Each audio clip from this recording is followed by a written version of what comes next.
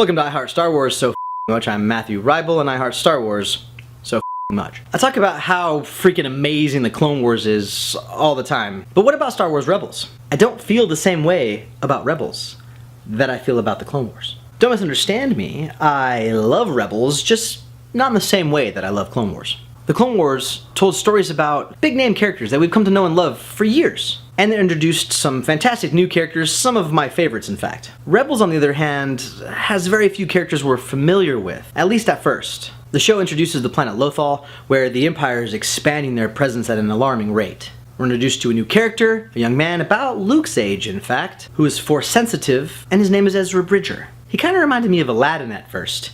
I think they even called him a street rat or a Loth rat. He's on his own, he's lost his parents, and he's just trying to find his way. He meets the crew of the Ghost, a super sweet ship flown by a feisty Twi'lek named Hera Syndulla, who is the daughter of Cham Syndulla, a character from the Clone Wars. This is our first little thread tying the two series together. It's a thread that swiftly becomes a rope as Rebels begins tying together unfinished elements from the Clone Wars in a beautiful and symmetrical way, bringing back characters we loved from that show and seamlessly integrating them into this new story. It's a family show. That is to say, it's a show about a family. None of them are related, but their team, Spectre Team, functions how a family would. Hera's the mom, Kanan's the dad, Sabine's the big sister, Zeb's the cool uncle, and of course you have Chopper, the droid with the attitude.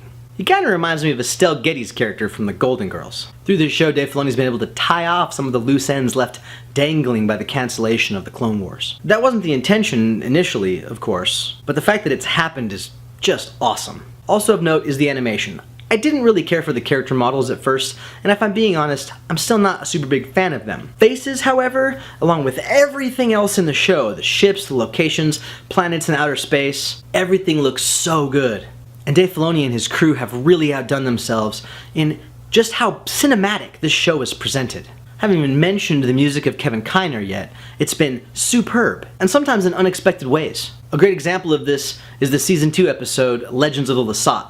Kiner uses this amazing score led by violins. Can you see the goosebumps that are on my skin right now? That I'm thinking, they're real. That's real. That music, coupled with the visual style of that episode, and this is the kind of thing they do on a regular basis with this show. If it were live action, and you were seeing the stuff that they were doing in this show, you would have a happiness heart attack. Without spoiling any of the plot stuff, I want to share with you a few of the things we've experienced over the course of these 3 seasons. One of my favorite moments was when Kanan, disguised as a stormtrooper, leaps through the air, lightsaber ignited, and literally slices through 2 legs of an AT-AT walker. We've seen countless lightsaber duels. The return of no less than 6 characters from the Clone Wars. The introduction of characters like Hobby, Wedge, Mon Mothma. The introduction of Grand Admiral Thrawn as a canon character. Notable characters like Darth Vader, Yoda, and Grand Moff Tarkin also make appearances. Kanan was never knighted, and his master, Depa Billaba, who was Mace Windu's apprentice, was killed during Order 66, and now he's attempting to train a young, impetuous boy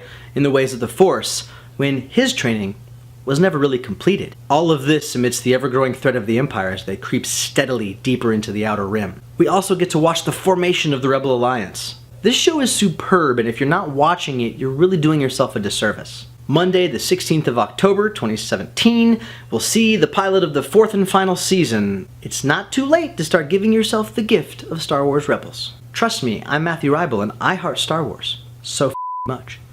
Until next time, may the Force be with you.